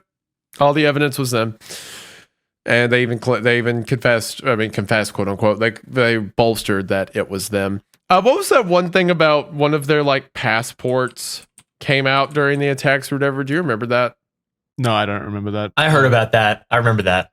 Was their passport faked or something like that? Well, yeah, it was. So news agencies apparently used to do this thing where they would just like make up evidence to sensationalize stuff. And there was one report that at the site of the World Trade Center, one of the hijackers' passports was found in the rubble. Which is like, I want you to think about that logistically for a second. a passport that was in the pocket of a hijacker that flew Survived. into a building 100 stories up, and then the building collapsed and everything destroyed. His passport is just okay on the ground. Jet fuel can't melt paper passports. Jet fuel can't melt paper. Yeah. So like, an insane thing. Yeah, found in the wreckage or whatever. Like it's absurd. And I say like a bunch of people point to that as like, oh well, the government was planted it. I mean, they manufactured the hijackers and stuff like that. They But planted I the think, evidence basically, like a cop would. yeah, I think that's just sensationalism, like news sensationalism. It seems so insane to me that the passport that they would find it. Yeah, I don't believe that for a second. So anyway, I think to me the more believable story is that this was an intelligence failure, not orchestration. Most evidence points to intelligence and bureaucratic failures rather than deliberate orchestration.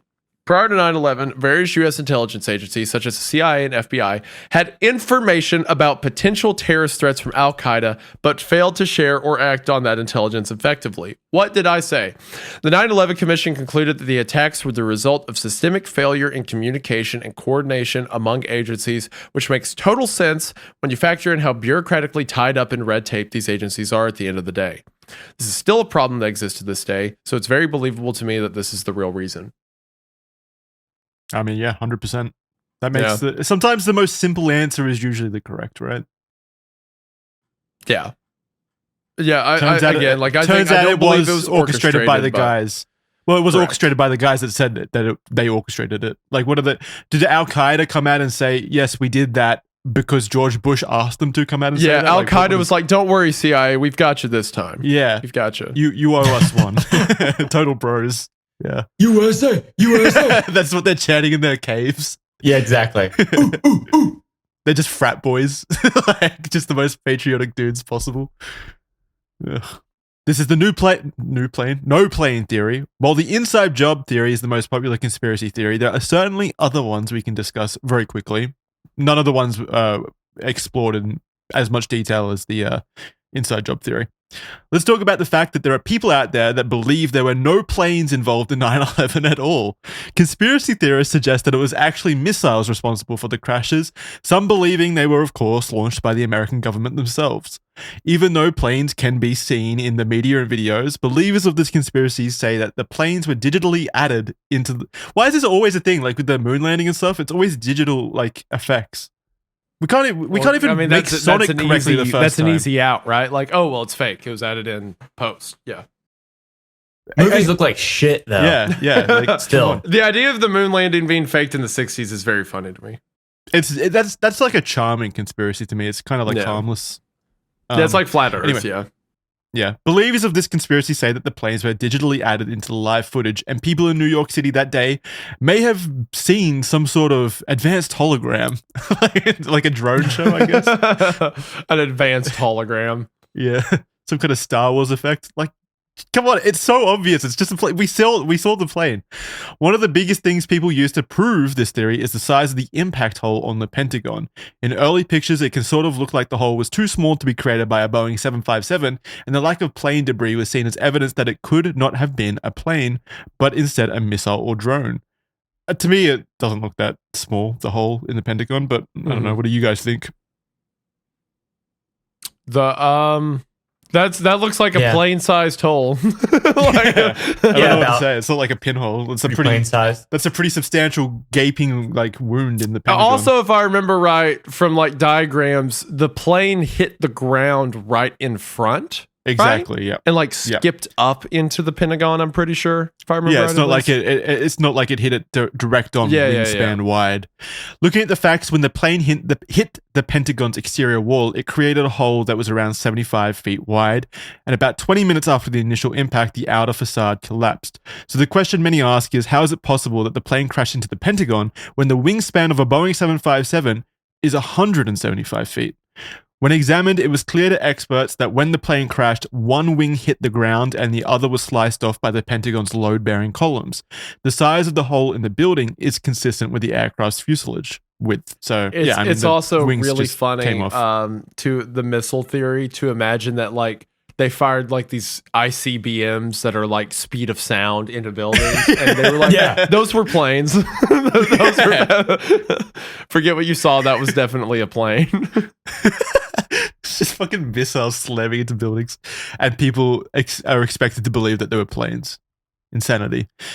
We also have radar data, eyewitness accounts, and debris in the area, like engine parts and the black box recovered from the crash site, which contradict the theory. But let's, of course, ignore all of the eyewitnesses that directly saw this happen with their own eyes. Conspiracy theorists online have solved it once and for all. There was no planes. It was all missiles. I believe it. God bless conspiracy theorists. All right, this next part, this is a pretty cute part. This is about how 9/11 was predicted. So, was the 9/11 terrorist attack predicted in the 16th century by the French writer Nostradamus? Now we're Some into people it. Let's go. believe Let's go, baby. so. It must be a conspiracy if Nostradamus predicted it. Yeah. Nostradamus wrote ambiguous, nearly inscrutable phrases that have apparently predicted many incidents like the American Civil War, Hitler, he predicted Hitler, the assassination of John F. Kennedy, and the 9/11 attacks. Okay, so here's the quote, right? And I want you guys to really think about this. See if you can determine if this is about 9/11 or not. So the quote goes, 2 steel birds will fall from the sky on the metropolis. The sky will burn at 45 degrees latitude. Fire approaches the great new city. Immediately, a huge scattered flame leaps up. Within months, rivers will flow with blood. The undead will roam the earth for little time. In the city of God, there will be a great thunder. 2 brothers torn apart by chaos while the fortress endures. The great leader will succumb. The third big war will begin when the big city is burning. Nostradamus, 1654. So if I remember, I believe it. If I remember correctly, these are like different lines of his mishmash together, right? Yeah. Yeah. Because I remember I've talked about this one before in videos that it's just like these are just different lines that people force together to make it sound like something. Yeah. I mean, two steel boards, 2 steel birds will fall from the sky in the metropolis. I mean, that's pretty impressive. Yeah, but I mean, that could also just be from. I mean, yeah, with most predictions, it's just like extremely vague and people cherry pick, obviously. Okay, so the quotes were also from Nostradamus in 1654. That's a very important number because the problem is that Nostradamus died in 1566, 88 years after this was apparently written. So I think we can rule out the conspiracy theorist that, what's his name? Nostradamus was involved in the collapse of the Twin Towers. Plus, even if he did predict this somehow, what's the conspiracy theory exactly? That he orchestrated it from the grave to be proven right? Yeah. Yeah. But this one's cooler in my eyes. You guys have heard of Baba Vanga, right? The Balkan Nostradamus, who also supposedly predicted major catastrophic events like Chernobyl and 9/11. Baba Vanga was a Bulgarian blind woman who was apparently gifted with abilities to predict things that will happen. Baba Vanga died in 1996, but left predictions on every year till when she believed the world would not exist anymore in 5079. When a tornado hit her hometown when she was 12 years old, it picked her up and flew her into a nearby field. Her eyes got incredibly damaged in this event and were so painful she could not open them. She laid there for days, unable to move, with dirt crusting over her eyes, robbing her of her sight forever. But it was here that she gained, her vision, her true vision, which was being able to predict the future and heal people. Would you guys go through that amount of damage? Would you guys choose to go blind if you could see the future? No. No, you'd prefer just normal vision? I think that being able to see the future would suck. Well, hold on. Am I like? Well, hold on. Now it's like a weird question. Am I like an arbiter that can prevent tragedies and like save lives and like lead us into new technological ages because I'm blind? Or is it like, I see a crow in a field, this must mean that Russia will blah blah blah? Like, yeah, I think it's the Baba Vanga route where it's just like weird. Yeah, then visions. no, absolutely not. But if I can I'm like, good. if I'd I rather can fucking see my if I loved can like ones. tell time, then sure, yeah. She was unable to really understand or describe what she believed gave her these abilities. She just called the source of the powers as being gifted from invisible creatures. Is there any kind of analysis on your end for that, Isaiah? Any kind of, spirituality aspect to this? Yeah. So she's like actually the She's like the Antichrist. This chick's nuts. Yeah. I'll stay with that one. Sure. The story of Baba Vanga is pretty crazy. Some scientists have actually studied her predictions and say that there is an 85% success rate of them coming to fruition. I don't buy that for a fucking second. Some scientists have analyzed her predictions and said that there is an 85% success rate. I don't buy that for a second. However, as with most clairvoyants, the success lies in the vagueness of the predictions. She even predicted her own death, 11th of August 1996, and when that day came, she died of breast cancer at the age of 85. It's difficult to independently verify how early or precisely this prediction was made, but it is reported to have happened, at least.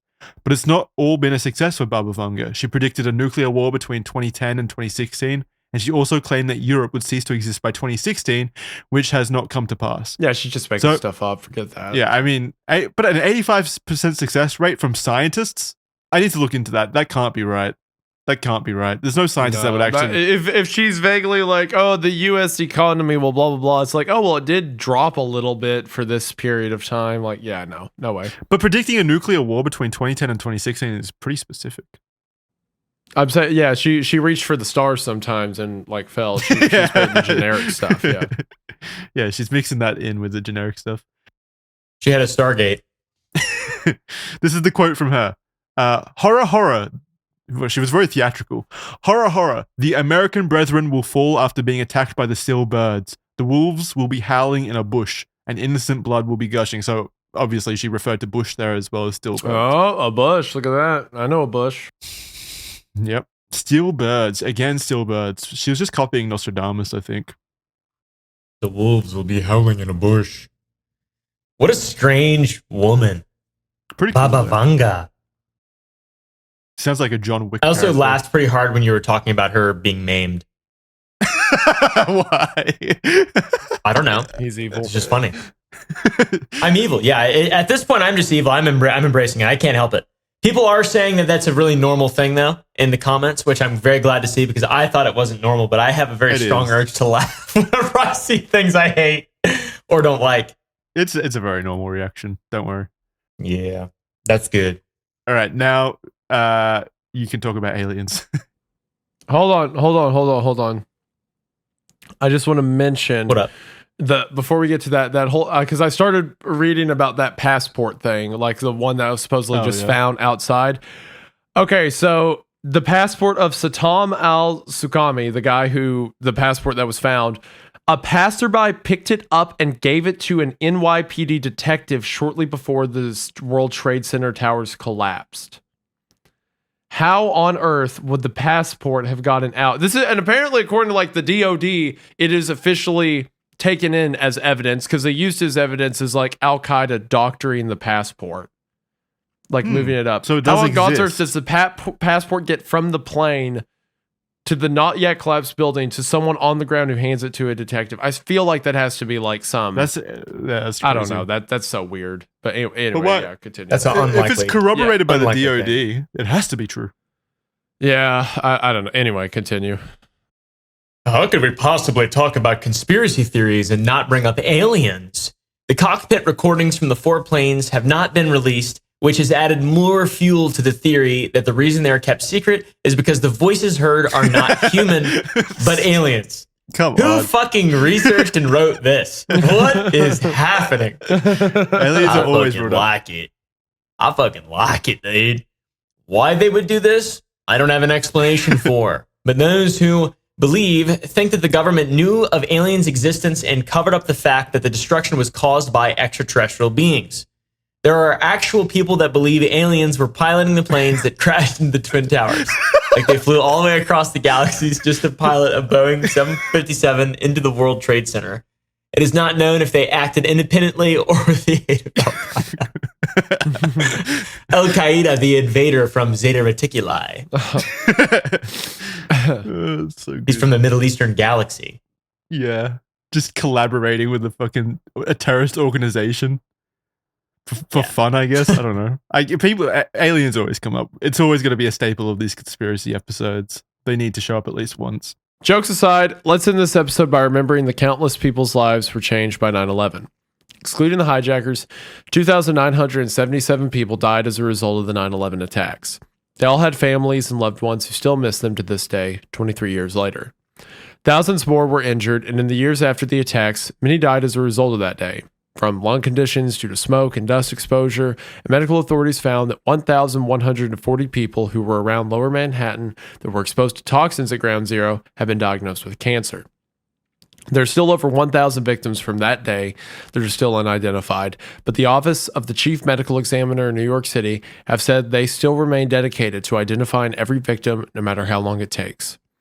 1,400 rescue workers and firefighters who bravely risked their own lives at the scene passed days and months after the attack. They're remembered, rightly so, as American heroes. There are too many heroes from that day to name, but they live on in the minds of those they helped. Their loved ones, and they're honored in many. They're honored in many memorials dedicated to that day. We saw, this is a quote from George Bush at the time, we saw that Americans were vulnerable, but not fragile. That they possess a core strength that survives the worst that life can bring.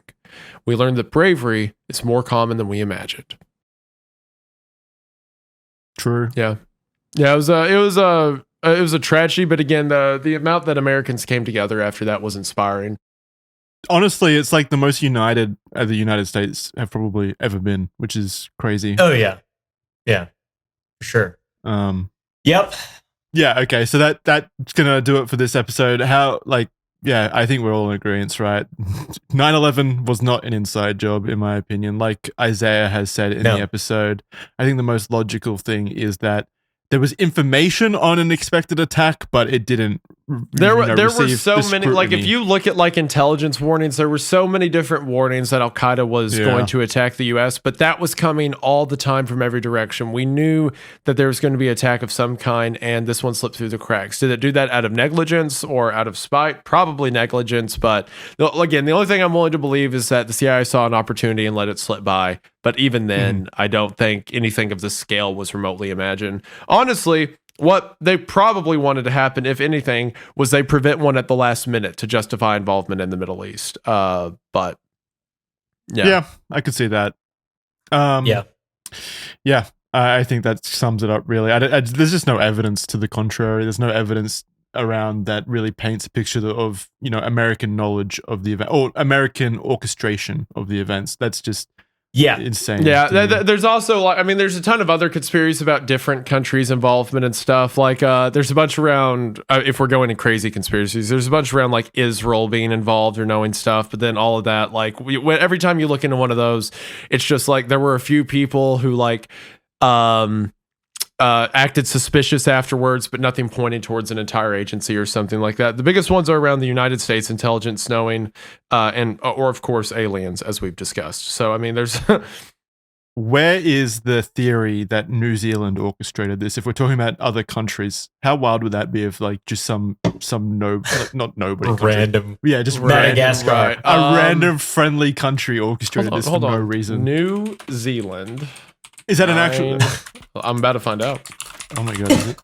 If this is a conspiracy, transform the global impact. Well, now I'm seeing stuff about like 9/11 results. New Zealand. It's a bunch of stuff about New Zealand talking about changing security post 9/11. That's not what I want. New Zealand. No, I don't think there's a single theory around this. So New Zealand is getting off scot-free. It makes sense. Good for them. September. Makes sense. 11th. Good for them. Conspiracy. All right. Well, while Isaiah researches that, I'll come up with one. I'll find one. I'll make it happen. you put the theory out there. You create it. I can make it happen. Give me some time. That's going to do it for this episode of Red Thread. Thank you very much for joining us for this week's episode. There's show notes in the description, as well as links to the audio platforms if you want to listen to the show on the go. We really appreciate all the support, of course. Big thank you to the team. Big thank you to my girlfriend for writing the show notes. She did an incredible job. There's a lot of information there, so check out the show notes below if you want to read the sources and go through what we just went through. If you missed anything, the links will be below. Caleb's got, sour candy that is delicious that you should buy. It's sour.gg, right? No, sourboys. Yes, sir. Is it sour? Sour.gg. Oh, wow. Okay. Sour.gg. Head on over there. Isaiah, you've got nothing. You've got nothing to push now, right? I have absolutely nothing. Go buy sour.gg. Yeah, well, go check out Isaiah's channel as well, of course. Go watch his videos. They're good videos. Other than that, thank you very much for joining us, and we'll see you next time. Bye, guys. Thank you all for watching.